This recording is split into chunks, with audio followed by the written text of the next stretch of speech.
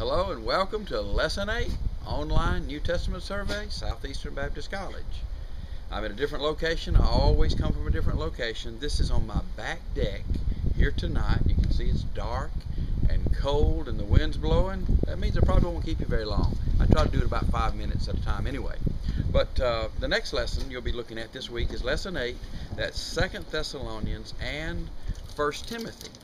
But instead of giving you any lessons on that tonight, then I'm going to go back and look at Ephesians. Now, if you're hearing any noise, that's the dog running around right now. If you hear some of the tip-tap of toenails, that's Licorice the dog. If we get a chance in a moment when I finish, I'll put a shot of Licorice in, let you look at Licorice. Anyway, let's look at the book of Ephesians. Now, whenever Paul wrote the book of Ephesians, he organized it and divided it a little differently than he did any of his other epistles. Now, Paul was trained in rabbinical theology and expression and presentation in the school of Hillel. And the book of Ephesians is organized a little differently from his other books, a little more orderly, and that's not to say his other books were not orderly, because they certainly are.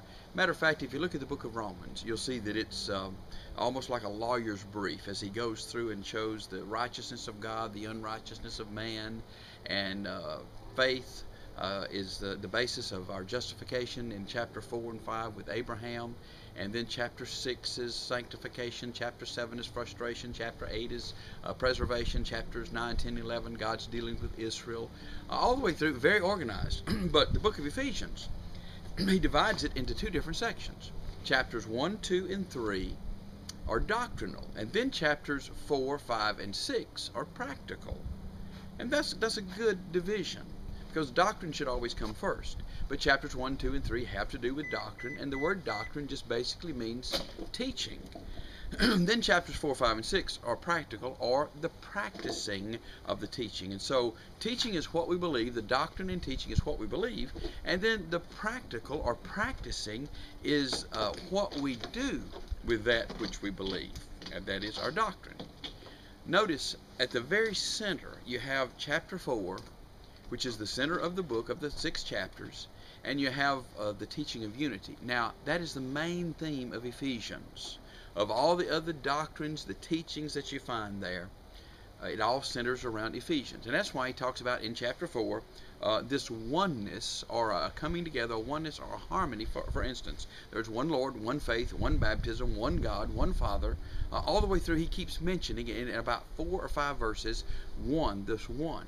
And then he goes on to talk about spiritual gifts, the giving of gifts, and the purpose of those gifts for the edifying, as far as practically in the body, of building up and strengthening for the purpose of glorifying God.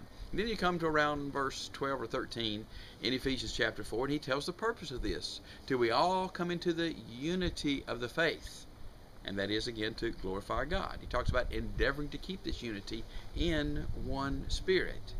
So it all has to do with unity, harmony.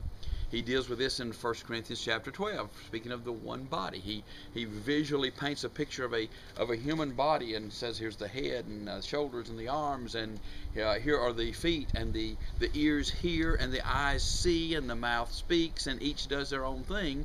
And the reason that it works well is because of the agreement and the harmony of each one.